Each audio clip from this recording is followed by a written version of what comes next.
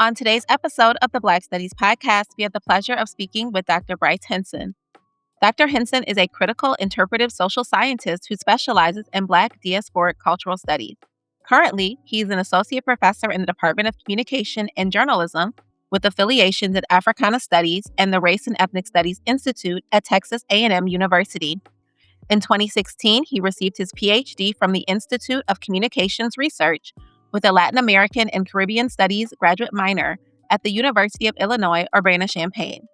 His first book, Emergent Quilombos, Black Life and Hip Hop in Brazil, examines how the Black hip hop community in Salvador da Bahia constructs the quilombo in urban contexts as a mode of fostering and protecting Black life.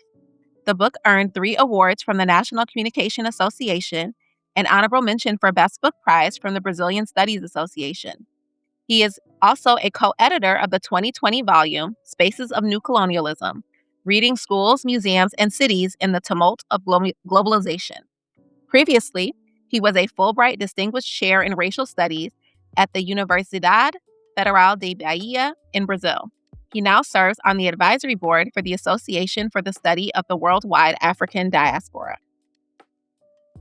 Hello, everyone, and welcome to another episode of the Black Studies podcast. Today, we have the pleasure of speaking with Dr. Bryce Henson, Associate Professor in the Department of Communication and Journalism and Associate Faculty in the Africana Studies program at Texas A&M University. How are you doing today, Dr. Henson? I'm doing good. How about yourself? I'm doing pretty well. I'm excited to talk to you about Black Studies and your research. Yes, So how did you get into Black Studies as a field, and what keeps you committed to doing that work? Yes. I think a lot of people have multiple entry points into Black Studies as a field, and I definitely do. But I think the one I want to tell today is actually from my undergraduate experience. So I did my undergrad at University of Washington in Seattle. And, as a Black kid, first gen, poor working class family, the kind of 2 things I really craved was social mobility and financial stability. Mm-hmm. I was actually pretty good at math, so I actually majored in accounting. So Oh, this is wow. what, my previous lives, I used to be an accountant. And so I got into UW, did all the prereqs, applied for the business school, got in, but I just hated it. It was really soul sucking. The atmosphere in the business school is super individualistic, hyper competitive, of course, capitalists. I really got an intimate view of how, high net worth individuals and businesses have, a bevy of laws and policies that really benefit them. And then also got to see how someone like my mother, who, has worked at a grocery store for almost 50 years, that the same kind of benefits and credits and whatnot weren't available to her. So, I was really kind of I was really conflicted about, trying to get social mobility, but also participating in a system that I could kind of see, at least at the class level, there's some of the injustices. Mm-hmm. So after my 3rd year, I needed to take some gen ed requirements. And so I took a summer of just communication courses, and at least one of my instructors, but I think it might've been 2 looking back, had me read and watch lectures of Stuart Hall. And like many of us, I was hooked. For me, what it really valorized was, things I kind of knew intrinsically, but I didn't think were worthy of study or of importance. But it was about the importance of media representation and culture to normalizing racism, particularly against Black people, and then how this also affects people, how we interact with people, with structures, and even the state. And so that summer, I caught my summer of clarity, which sounds a little dramatic, but, I think at the time I had to call it that for myself. But I decided I wanted to also do a double degree and then pick up communication, do a PhD in communication in a place I could do Black cultural studies, and do research on Black media and culture as sites of struggle, over power across identity, belonging, and community. But also that summer, started kind of doing my own political education. So I was listening more heavily to conscious hip hop, like Mos Def, now Yasin Bey, The Roots, Badu. I was reading, Angela Davis, Huey Newton, Malcolm X. Like many folks, easily impressionable at a young age. After I read maybe not impressionable, but after reading the autobiography of Malcolm X, I definitely gave up swine.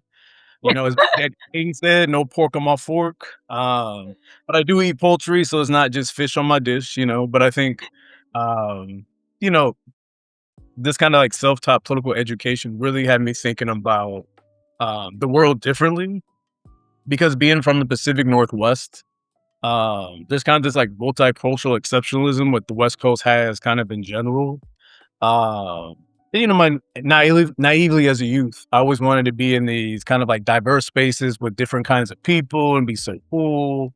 But I really kind of realized that these spaces were still centered around white people and whiteness, and that the people of color or minoritized people really only accepted insofar that they can kind of perform these norms or kind Mhm. of code up to this.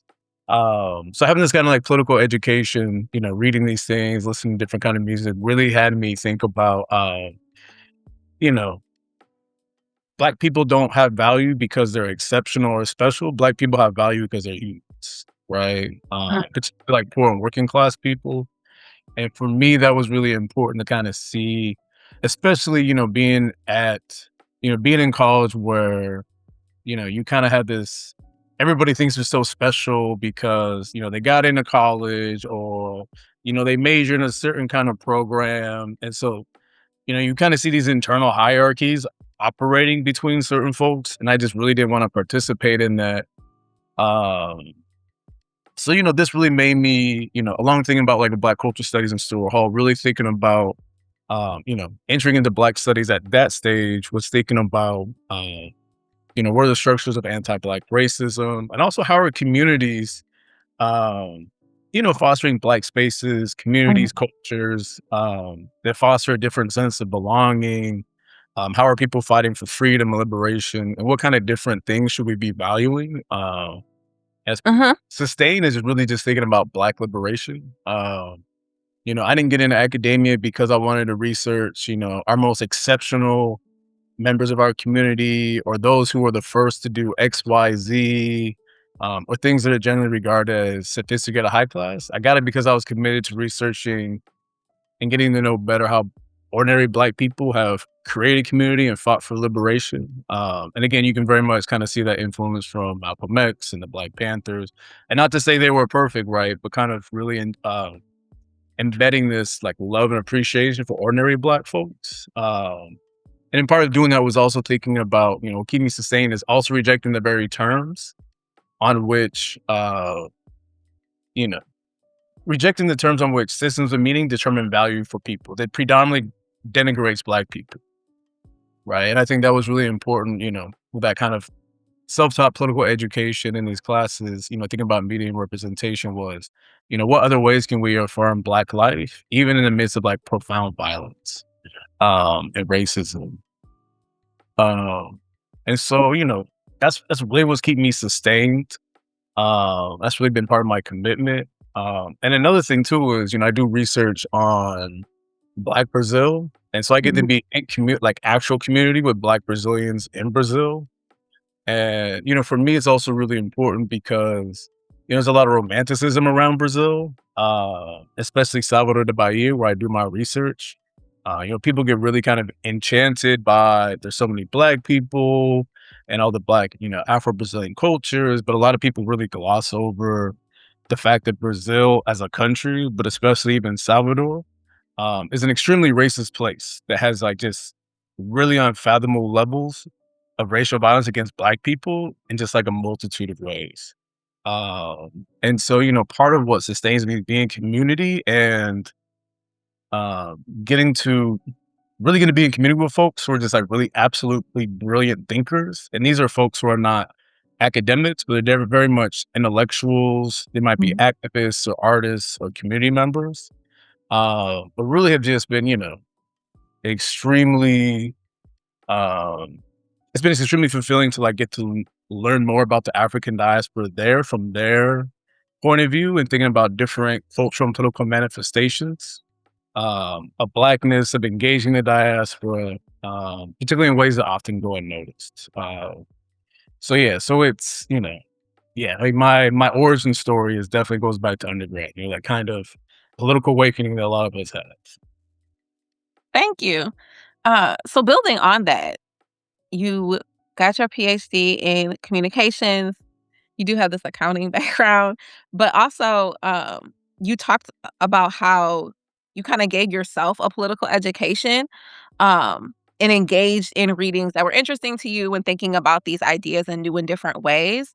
So, especially given the ways in which your research crosses multiple lines, how do you situate yourself in relationship to the different disciplines that your research engages with? And I am curious as to the role of language itself, Mhm. in your research and work. Yes. Um, you know, for a long time, I didn't know how to put myself or situate myself in relation to the disciplines because, at the Institute of Communications Research where I did my PhD, it was functionally like a cultural studies program. So it was very interdisciplinary. So I was taking classes all across campus, like African American studies, anthro, sociology, gender and women's studies. I also had a FLAS fellowship, foreign language and area studies. So I actually had to learn Portuguese in grad school on top of taking my normal course load. Because I think some people think they know a little bit of Spanish, they can just show up in Brazil and be good. I'm like, nah. So it's really important for me that I put in that work for language, which also meant extra work. But for me, I was like, nah, the work is the work, and you can't shortcut that. Really, you're only shortcutting yourself. Um, but it was really important for me to put all these fields together, particularly, I was thinking about black cultural studies as operating between representation and lived experience. And so for me, I was really also, I'm an ethnographer by training, but also taking a lot of classes on critical theory. And so I was just taking the classes that seemed pertinent and relevant. And I remember my first job, I was a visiting professor at the University of Florida, and I get there, and I was actually kind of confused that that campus wasn't as interdisciplinary as University of Illinois was. And I found myself having to actually really kind of situate myself within these disciplines. And then also finding myself kind of languishing on the edges of all these disciplines because their communications was more like journalism. Mhm. Method they saw me more as like an anthropologist. Anthropologist, like, well, you don't have a degree in anthropology, so you're definitely not one of us. Um, you know, it was an African American studies program, so Brazil was something kind of like Latin American studies for them. But then Latin American studies were like, this is too black for us. We like the good folkloric stuff. And so at this point, what I was really trying to do too was learn kind of the basics of each field that I've been kind of engaging as part of my work. And so understanding how I could, um, think about what it is that I do as bringing a Black studies perspective to these fields and what it does, how it kind of exerts pressure on some of the assumptions in the field. And so, people say, well, how does this relate to communications? How does it relate to anthropology? Right. I've been thinking about how to understand the field on its terms and to challenge it by saying, well, what happens when we center Black people, not in this way that you have traditionally done, but doing it in this way, right? And Mhm. one thing I always like to, it's kind of my favorite question I like to ask people who think, African American studies or Black studies is just something you kind of just pick up or something you can, you know, or somewhere you can just kind of get housed at because a traditional department doesn't want to. I remember this one person at a particular university was kind of upset she didn't get a partner hire in African American studies. And I was like, oh, what do you research? Something, it was about Black people. I said, well, how do you engage Black studies? And she didn't have an answer. Right. And so many people think studying Black people is Black studies. I'm like, no, it's really not, right. And so I think a lot of people really devalue Black studies as a field. And of course, there's different variants to it. And, there's debates going on in the field, many of which, y'all have talked about on the podcast. Um, but really, when people do interdisciplinary work, it's actually hard work. Like you have to know multiple fields and not just the people that are interesting to your topic. You actually have to know that field, right? Yeah. Why do they approach culture in this way? Why do they understand race this way? Why do they think race is a variable and not like an embodied reality or whatnot? Right. And so, when I got there, especially, applying for jobs, so I applied to a variety of jobs in different disciplines, right? You really have to know how to situate yourself.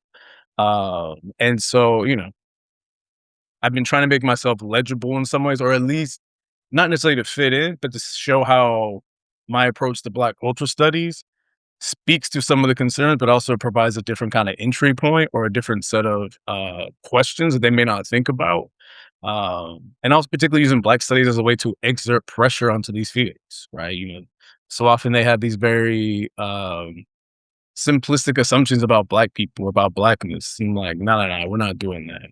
And then also part of that too is, and this took me a little while to get to, but even with Black studies, doing work on Brazil, my dissertation, I used a lot of Stuart Hall because, again, that's my guy. He's been a huge intellectual inspiration for me, like many of us. But when I got done with the dissertation, was transitioning to the book, it really hit me that why is it that I'm using Black people outside of Brazil to talk about Black people in Brazil when there's actually a huge body of literature by Black Brazilians who have, constructed this body of thought. So I really switched for the book that came out a couple years ago to center Black Brazilian intellectual thought and theory. Um, and also I just find a lot of them to be a lot more relevant, who understand kind of the specificities about Black Brazil, but also its own connections to the African continent, different diasporic flows. There's many times I kind of saw myself I'm like, why am I citing Hall when this person actually says it better and a way that's much more relevant to Brazil, right? Just because Brazil, I mean, Hall does talk about the Caribbean a little bit. He doesn't really talk about Latin America. And, as much as he talks about hybridity, a lot of people take up Stuart Hall and even Paul Gilroy, and they take up their notion of hybridity to actually reinforce racism in Brazil. Oh, everybody's mixed. Everybody has a little bit of Black in them. Therefore, nobody's racist. And I was like, nah, we're not doing that. Let me go to Beatriz Nascimento or Abdias Nascimento or Lelia Gonzalez because they have something different to say about kind of the limitations of racial hybridity. And so, when you ask about language, part of it was not just being able to speak the language while doing research, but also to read and engage, people who have written about, the place where you're doing research at, who have some very important things to say and intellectual contributions that often don't get engaged with the United States because of the language barrier, right? Mhm. There's so many people. Fortunately, now some folks are getting translated, like Beatriz Nascimento got translated a few years ago. Abdias Nascimento's been translated for a couple decades now, but there's still just like a litany of folks who, like, just absolutely brilliant people, have so much to offer Black studies, but because they're working Portuguese, we don't read them, and often we assume they don't exist, right? And so often they get erased in Brazil because of racism and sexism, but also because of language barrier, they also get erased in the United States. So they don't get to kind of ascend like a Franz Fanon or a Stuart Hall or whatnot, right? And so it's actually really sad. And so, but as someone who, did have to learn another language, I thought it was really important to engage in a Black studies that wasn't just US influenced or even British influenced, but it was also Brazilian influence, right? And so, part of that too is situating myself to the disciplines, also how I situate myself to Black studies and trying Mhm. to kind of turn our attention to other traditions that we may not always think about. And of course, not everybody can speak Portuguese, but at least getting folks to recognize that there are other traditions of thought that are as equally important to, the Sylvia Winters, the Fred Motons, etc. And I adore all these folks, right? And I still cite them, right? But I think there's also something about how often we come back to these people because that's just who we're supposed to cite, not always because that's who might be most relevant, or at least in a situation like this. Like you could, and people do it, and it's not necessarily bad work, but I think now things are changing where, before people, would use the people we grew up learning about in, grad seminars, like I said, the Motons, Saidiya Hartmans, and, the Manny Marables. And again, these are all great folks. We adore them. We love them, right? But also kind of at what cost, and are we erasing folks in Brazil, or other places as well, right? Who also Mhm. have equally important, if not as brilliant, theories and concepts to help us do our work.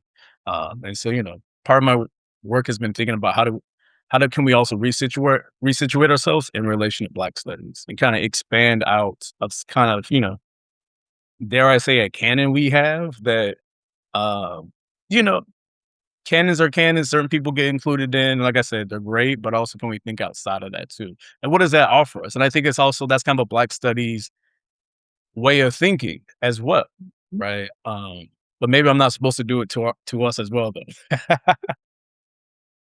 No, I think that that's really important. And like, yeah, there's not necessarily like there are these conversations and debates, and like if you get a PhD in Black Studies, every place you go is going to have a set of readings that you're going to engage with, and there might be a couple that are common across, but Temple's going to have a very specific set of readings that you are supposed to read and know.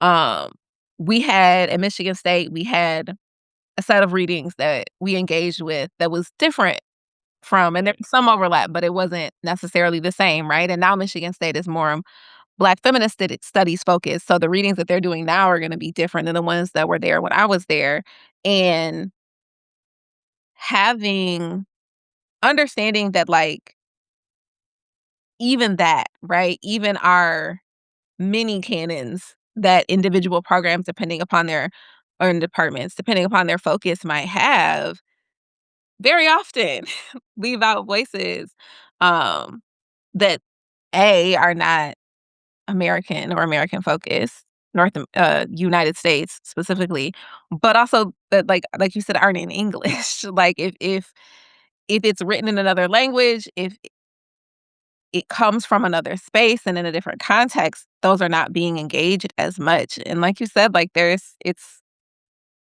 just leaving so much important information on the table and not elevating voices that have very important things to say that are relevant across diasporic spaces. So thank you for that.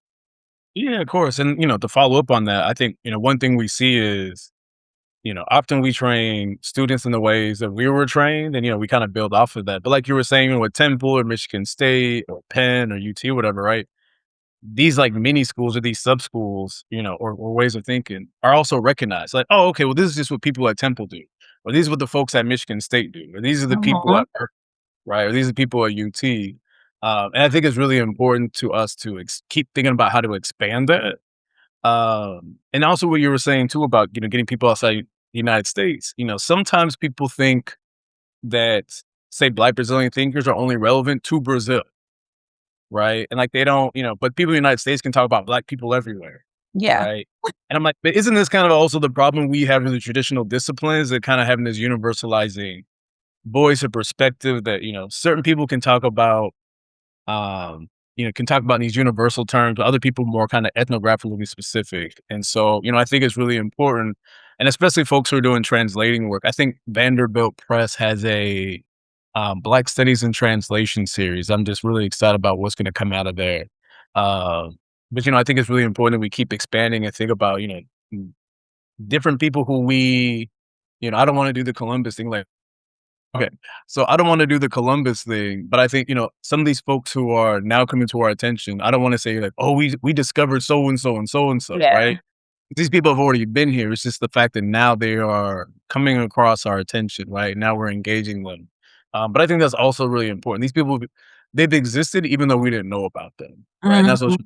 Columbus comment, right? People are like, oh, I just discovered so and so. I was like, now they've been here, right? I always think about actually I was talking with a friend about this. Speaking of Yasin Bey, it was I think the New Danger album. He was talking it was a Nola Clap song. I don't know if you remember this. He was Mhm. talking about this one woman in the aftermath of Katrina, and they said like somebody found her. She's like, "Oh my God, like you're still here. Where you been?" She goes, "Where I've been, where you been." Right. And so sometimes I think about, when we're, expanding outside these little cannons that we have, right? It's important to recognize that these people have already been here. We're just now, being put on. And so I think, part of that too is to be a little humble when we engage these folks, like, okay, how do I because also these people who are coming to our attention, there's also other people who have engaged them. And often these people, they're the fact that people still know about so for example, in Brazil, with Beatriz Nascimento, she passed away 20 years ago. But in Brazil, there's an anthropologist called Alex Hatz, and he's been her biographer. And so he's been really important to making sure that she hasn't kind of faded away. And then Mhm. folks, the United States, particularly Kristen Smith at Yale, and Archie Davies somewhere in London, one of the universities, right, translated her work, right, into English. And that's really important. But it's not just them finding Beatriz Nascimento. The work of Alex Hatz was really important too, to making sure that, she wasn't forgotten in Brazil. He wrote the biography of her, has like edited some of her works, right? And this is like some really important stuff to make sure that, some of these folks who have many profound things to say don't kind of just vanish. Mhm. And it's like, even thinking about the importance of a biographer and the work that a biographer does to translation, because if you are translating works from someone who has passed away, like understanding the context, understanding the meaning of certain things at different time periods, like knowing all of that is going to impact the translation and what can be taken from it for people who, whether or not you actually know the language, may not necessarily understand the context within which something was being talked about. Um, Right. so engaging in the work of people who have done the work of engaging in these people before is integral to actually understanding it in a way that, again, as you said, doesn't like recenter your own personal understandings or experiences about something, or have you projecting and acting like, "Oh, I just discovered this idea, term, or concept, so now I'm gonna utilize it in the same way that I would throw something else in," when that's not necessarily the context within which it was meant. Absolutely. And part of these things too, they're really important. Um, you know, The importance, and I know, you understand this too, like the importance of language. Like there's no inherent meaning, right? Just because a word means one thing doesn't mean people use it in that way, right? There's a lot of false cognates. And so sometimes a word in Portuguese might appear one way to us in the United States, but people in Brazil be like, no, no, no, no, that's not how we use it, or that's not what this means in this context, right? And so that's also really important to, when you know a language is also just not the words, it's also about like the social meaning behind it, and kind of that feeling. So anytime I have to translate something, whether it's like an interview or some kind of text, you know, translating is not like a one for one kind of exchange. Is very much trying to capture that social meaning and feeling. And sometimes, this is why people say, and I know people say it all the time, but translation is kind of more of an art than science, because it's really important, especially when you're dealing with like Black Brazilians. How do I translate this in a way that also stays true to kind of the context they're coming from? And what would that kind of, how would you have to translate that so it kind of resonates also in the same way in English, right? And so there's a lot of, and this is why I always, people get all excited that, well, like the Apple AirPods can now translate in real time. I'm like, that ain't gonna work just because, these things just don't like it, so this is why it's really important to also get these people who keep these people's memory alive, but also give context, right? Not just to the person, but also kind of world they're navigating. For sure. Thank you.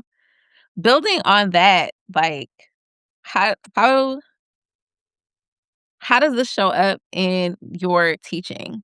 Or how do we make these things clear and communicate them to students in a way that they can then do better than maybe my generation and generations that are out right now or come or have come before, with regards to some of these ideas on a broader scale? Yeah, I mean, for me, that's a particularly kind of tricky question in the sense of, you know, I'm at Texas A&M. I'm in the communication and journalism department. Uh, you know, A&M is very well known for being a very conservative, very white, very patriotic, and very pro-military university. And so, for me, I've always kind of thought about Black studies as a type of frontline work. And so I feel like now I'm on a kind of different kind of front line. Uh, Mhm. and so, I teach a lot of, like, I don't really get to do a lot of Black cultural study courses, but I teach classes like gender, race, and media, which is, of course, being under attack right now for, gender and race ideology, whatever that is, even though their definitions are kind of, wonky, if you will. Um, really what I try to do is, being at A&M makes me think about being on a different kind of front line. And that means there has to be like different tactics and strategies. And so, you know,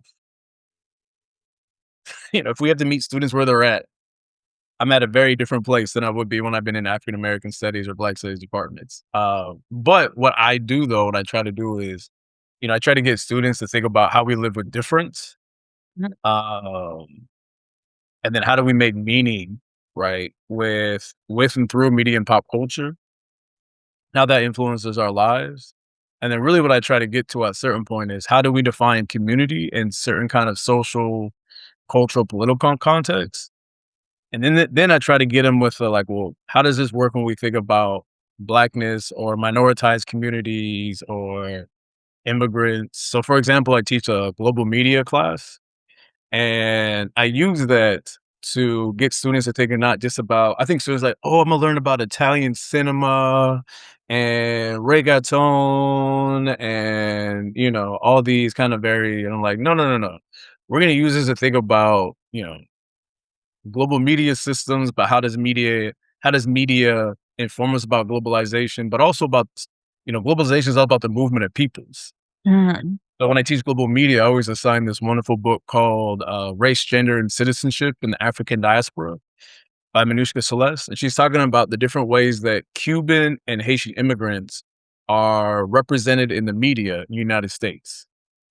And so I use that to, get students to think about how race is really important to citizenship, both politically and socially, Mhm. right?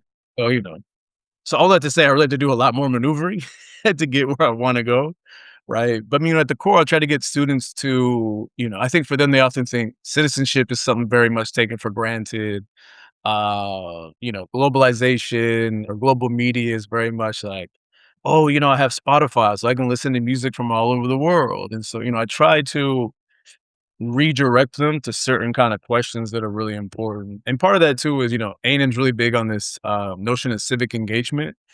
So I'm always kind of using that to my advantage. Like, all right, well, how are you a civically engaged citizen in this world, and how do you engage with not just here in Texas but other people, right? And I'd like to remind them that Houston's actually a very cosmopolitan city.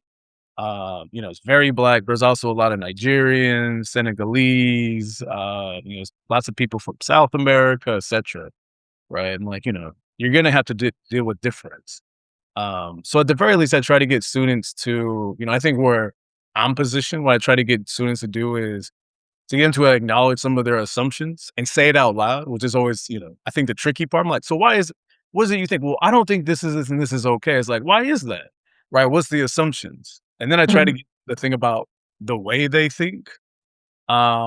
Which is not to say I'm asking them to change their way of thinking per se, even though these Texas legislators think I'm some kind of Jedi with mind tricks that I can, and I Yeah. was I was think If it's hilarious how much power they give us. I'm like, Yeah, if professors could change the way students think, right.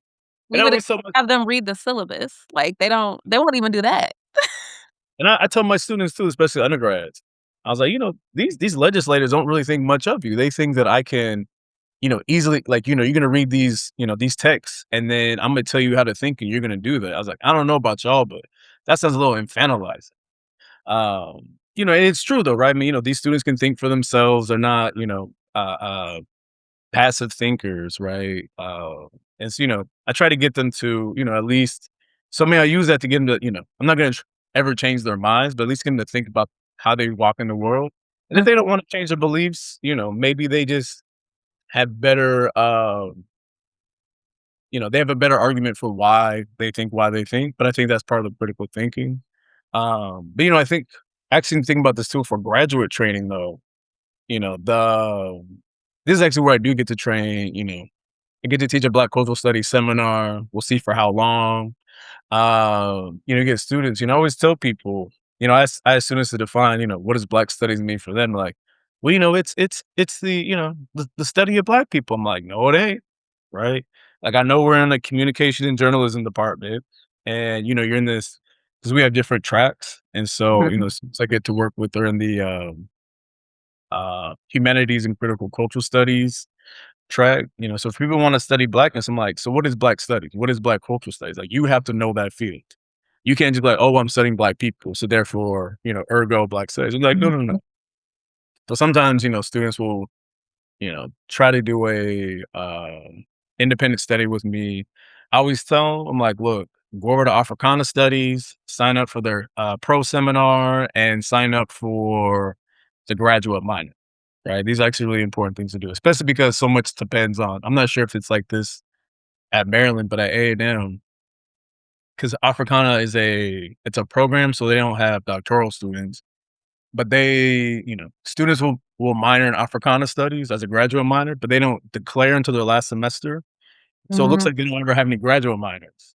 So I always tell students like, no, first semester, if you're gonna do this, sign up now. Like, well, I could just do it later. I was like, no, you're doing it now. Right? Because this is an important way you have to support Africana, especially at a place like A&M where it's just criminally underfunded. And I know in general, Africana, African American studies are like it's especially bad at A&M. So like these small things. I tell students, like, all right, you gotta take there's pro seminar, whatever classes you can here. And our students get to take classes in other departments. I'm like, all right, you need to go take this class with Dr. Owusu in English or Dr. Brunson over in history. This is not something and I think part of what I'm trying to get at is that, Black studies is rigorous. And it's not something you just pick up and play with. And I think that's what a lot of people think it is. I'm like, Mhm. it's actually a field of study and you have to know what it is. Part of this too is, having grad students. I'm like, all right, when you go out there, you're a reflection of me. So it's like, you ain't gonna make me look bad out here. Like, who trained you? Dr. Henson? Like, oh, you're his student. This is how you think? Then that's when I get the phone call, like, I ran into your student. I'm like, no, we're not having this, right? You're gonna be well trained, you're not gonna make me look bad out here. I think it's really, I think the way I'm informed by the history of the field is, to acknowledge its rigor and also to ask students, what are the political stakes? I think Mhm. a lot of students just want to study something because it's personally meaningful to them, which is fine. I get it. A lot of us kind of have these inquiries. Always, I ask students like, so why should anybody else care? What does this tell us? What are the stakes of this? Well, I just thought it was really interesting. It's like, well, I think mint ice cream is interesting too. Nobody cares. Uh, Yeah. like you see how easy that gets chopped down, right? What does this have to tell us about Black studies or Black people, Black life, the structures under which we live, right? And I think that also gets us to think more expansively. I think, and this is not to, I'm not saying this to ridicule students, but I think sometimes they also don't know what they know. And so these moments you got to ask them those questions, like, so why is this important? Right? You read all these people and, they're telling you, right? They're reading this one thing, they're reading a novel, they're examining a novel, they're doing an ethnographic study, they're analyzing, they're also telling you why it's important to the world in which we live, why other people should care, right? Mhm. But, it's that so what question, which I think is really, really important, right? It's like, oh, I'm just really interested in, XYZ. I'm like, why should anyone care? And I think really that's one of the Black study questions is why should anybody care, particularly as it relates to Black people with a study of Black life or Black liberation. Yeah. I mean, that's if you're not focused on the liberation aspect of it, then you can't call it Black studies. Like, that is integral to that work. Right. Otherwise, Like, you studying Black folks. right. As you said, Like you, it's not the same. like I don't need discourse analysis of the shade room. I really don't. Like, you know, these are the kinds of things I'm like, all right, it's kind of interesting, but what does it get us? Right. I think you're just interested in this. Like, it has the most viewers of, on Instagram for this type of profile. I'm like, and just because it has a lot of numbers don't mean it's great. Right. Look at Taylor Swift. You could do great numbers and it don't mean nothing. And I know the Swifties gonna come from me. Hopefully, you don't have too many Swifty people, too many Swifties listening on the podcast. I would assume not, but I could be wrong. You'd be surprised. But I'm like, just because something does well in numbers doesn't mean it's important too. Uh, and I think especially being in a program that really focuses on media, culture, and communication, so much is about representation. Uh, Mhm. and actually, I really like when y'all had Tiffany Barber on. She says, representation can't be our reparation or something along those lines. I was Yeah. like, representation is meaningful, go back to Stuart Hall, but like you have to understand what do these things mean, but also, we more than I mean, it can't just stop at the symbolic and at the level of representation too, right? And I think this is kind of where to go back to Malcolm X, right? He said they'll give you like a series of like symbolic victories to kind of keep you, moving along, right? To not have to give you, social, economic, or political empowerment, right? So I'm like, all right, great. I was like, we already had Insecure, Scandal had a great run. I'm like, all right, so how much more representation do we need, right? Uh, Yeah. and so this is, again, it goes back to the so what, right? Or, what does this add, right? And then part of that too is, that was actually part of my training too when I was in grad student. One of my committee members was like, all right, so what? What's your intervention? And every week I dreaded coming to his office hours because I knew he was going to ask it, right? But it was a good way to workshop it, right? And so eventually, when I got to comps, I think, right, I was better able to express that, because my book and my dissertation was about Brazilian hip hop. I'm like, all right, so why does anyone care? And I was like, well, let me tell you, da da da da da. And I was like, all right, there it is, there it is. Thank you. So that definitely leads into what interests you most about the past of Black studies, um, which you've touched on several things. So you can feel free to elaborate on anything you've said so far or say something completely different. But I am curious as to what you might like to see Black studies do better. Yeah, I mean, I think, like you said, I did kind of touch on a little bit. But I think about the past of Black studies. I often thinking about a lot of foundational people were outside of, or at least marginal to the academy. Mhm. And so I'm really, I think there is a desire now to lift up people who've been, like I think about like Franz Fanon. Like, sure, he had a medical degree or psychiatry, whatever it was, right? But he wasn't like he wasn't working in the university, right? So I'm really excited for these other intellectual and theoretical contributions that we may not know about. I'm really hoping, I'm really excited that um that which thinkers are going to come out and be brought to our attention in the future. Because I think a lot of us think about, we assume that Black intellectual work is only being done in the academy. And so I'm really excited to, for people who are doing that work to find these intellectuals who are operating outside of the academy, particularly in the past, right? Mhm.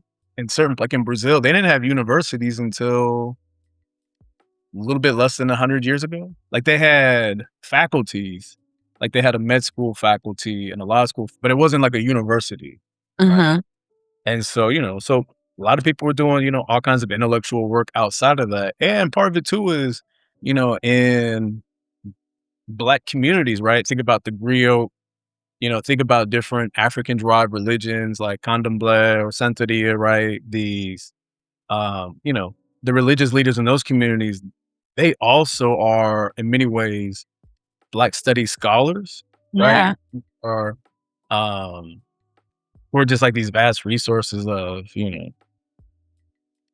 like just such important knowledge. And I think, you know, another part of this too is thinking about intellectual knowledge production outside the written text. And I know, people have talked about this before, but I think we often don't give music enough credit for not just something that we enjoy and we live with, but like also like a side of education, right? Mhm.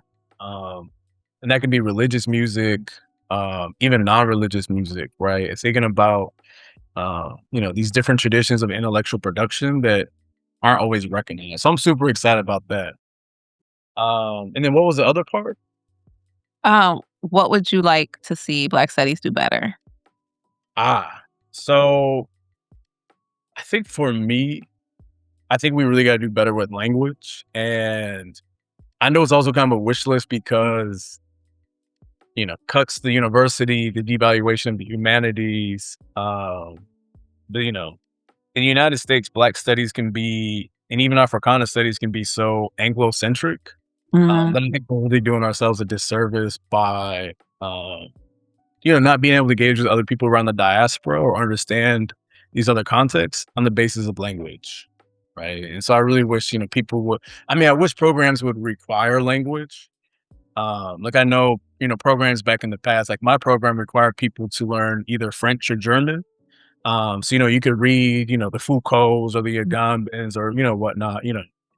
I would love for folks to be able to take language, just be like, all right, I want to read Fanon or Césaire or Glissant in French, right? Or who are the other people who are equally genius, but they're still in French right now, right? Of course, I do work in Portuguese.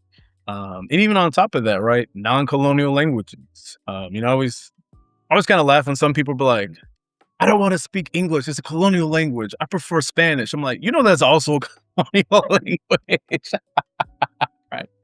And so, like what kind of other indigenous languages, here in the Americas or even on the continent, etc. Right. At some point I would love to learn like Yoruba or like Bantu or something. Um, but I really think we gotta do better with language, especially, if we're gonna think about Black studies on a global scale. And I always, and part of this too, I think is one of my beefs is, you'll see like an ad position for, professor in global Black studies. I'm like, but Black is already global. At this point, it's kind of repetitive, right? But I think some people are still trying to reconcile the fact that, Black studies exists outside the United States, or at least the Anglophone world. But yeah, I mean, I just really wish we would really emphasize language much more. thank you. Is there anything else you want to add, elaborate, expand on? Do you want to talk about your upcoming book projects? Um, yes and no. Yes, because I'm excited about them. No, because it still feels like a mess in my head. So, uh, yeah, I'm still working out the kinks a bit. So, but right now I'm doing a project on Carnival in Brazil, and how Brazil celebrates Carnival, or celebrates Black culture during Carnival, and this is time for festivity and kind of this inversion. There's also very profound amount of racial violence during Carnival, but also outside of Carnival in preparation for it. So, like, actually, I've been seeing recently cops, even like light skinned Black cops, um, messing with young, dark skinned Black folks, right? Because they're deemed like a threat, right? But this is also to make the tourists feel safe, or the elites here feel safe, right? And so how do we deal with this paradox of where Carnival celebrates Black culture, but also to have that, there's also profound police violence against that very community being celebrated. So that's something I'm working on now. And then I'm also been starting up this project on Brazilian reggae down here. There's actually a huge reggae scene.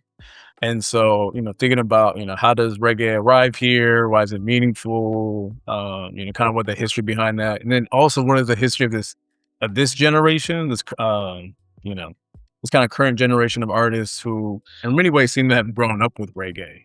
Right. Mm. So it wasn't something arrived as something their parents played growing up, on Sunday cleaning. They're like, I remember listening to Bob Marley or Jimmy Cliff, or even artists down here like Edson Gomez, who's a very famous Brazilian reggae artist. So those are some of the things I'm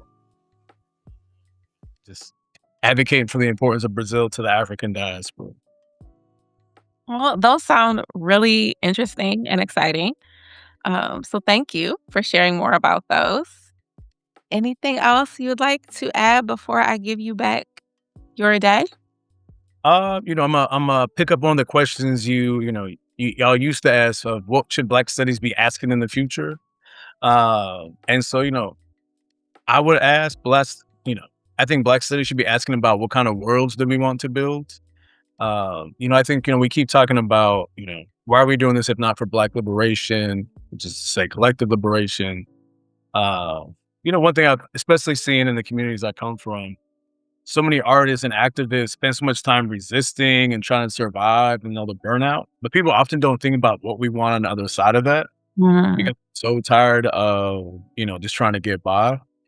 And so I really think the important thing about what do we want to build in the place of the worlds we're in now, and then how can we kind of start putting that into place.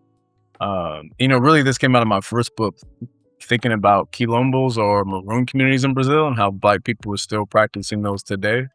I think it's really important to acknowledge that we have blueprints for kind of a different world that we want to build in the future as kind of like an aspiration, even if it's just kind of temporary or fleeting, right? It's important that we have this idea of, it's not just it's not enough to tear down this world and like this world's really fucking tough right now. But when that time comes, what do we want to put in this place? And I really think that's an important question we should be grappling with because, especially right now in the United States, people say, we need to cut the budget for ICE. Like, no, you got to dismantle that. Other people I said, well, what systems you want to have in place, right? And these are, folks like, the folks who don't work on abolitionism, right, are really getting us to think about that. But I think it's really important to, what do we want to do on the other side, when these systems are finally dismantled? Thank you. That is a very important thing for us to be thinking about, particularly right now. Yes. Yeah. And I mean, as you said, there are strategies and blueprints in the work that has been done before. And Right. so, especially if we expand our canon or what we engage with, there's so much opportunity there. Right. And some of the stuff is ancestral, right? Mm-hmm. That, the social systems that we have now, even the kinship structures, there's some of it is a result of being in the Americas, but also some of it is ancestral, right? Traditions, cosmologies, epistemologies that we brought from Africa to the Americas, right? And I think it's really important to think about those and embrace those, right? Like, what other ways of being can we have? And what other ways can we build community, outside of the ways that are presently afforded to us? Yeah. Thank you. I think that leaving it on a question of what are the ways that we can build community or how can we build community in different ways than what we currently see in front of us, I think that's a wonderful point to leave us on. So thank you so, so much for your time and all that you shared today. I really appreciate it. Yeah, thank you. I had a great time. Glad I finally got to be on the podcast. You have a great rest of your day. You too. Take care. Yep.